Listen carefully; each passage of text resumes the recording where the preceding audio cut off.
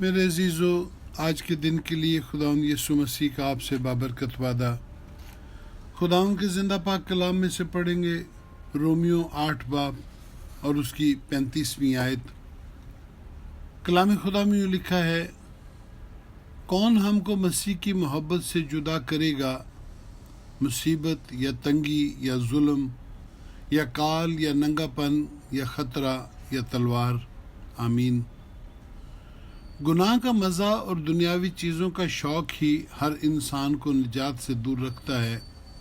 اسی لیے کلام میں لکھا ہے کہ جسمانی زندگی روحانی موت ہوتی ہے، لیکن جب کوئی مسیح یسوع کو ذاتی نجات دہندہ قبول کر لیتا ہے تو گناہوں کی معافی اور روح القدس کی بخشش ہی نجات کی ایسی تسلی اور فتح کے احساس کو لاتے ہیں کہ پھر دنیا کی باتیں انہیں ڈرا نہیں سکتی اور نہ ہی گرا سکتی ہیں۔ انہیں خدا کی محبت کا ایسا گہرا تجربہ ہو جاتا ہے جس کے نتیجے میں وہ خود خدا سے محبت رکھنے والے بن جاتے ہیں۔ پھر حالات جیسے بھی ہوں، کوئی بھی انہیں مسیح کی محبت سے جدا نہیں کر سکتا۔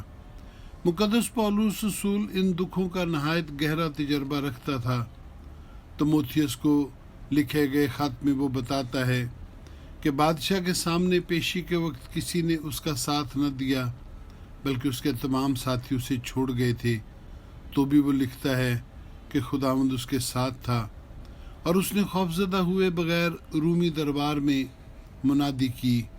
اسی خادم کو شہید کرتے وقت جب اس کا سر تن سے جدا کیا گیا تو روایت ہے کہ اس کا سر اچھل کر 3 جگہ گرا اور تینوں مرتبہ آواز آئی یسوع، اور تینوں جگہ سے چشمے پھوٹے جو آج بھی روم شہر میں موجود ہیں۔ میرے عزیزو، کلام سکھاتا ہے کہ اس دنیا میں تھوڑا سا دکھ اٹھانا آپ کے لیے از حد باری جلال پیدا کرتا ہے۔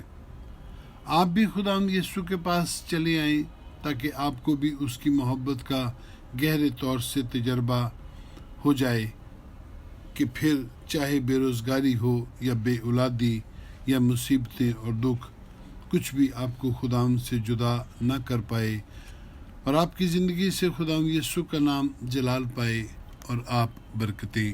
آمین ثم آمین۔ خداوند آپ کو برکت بخشے۔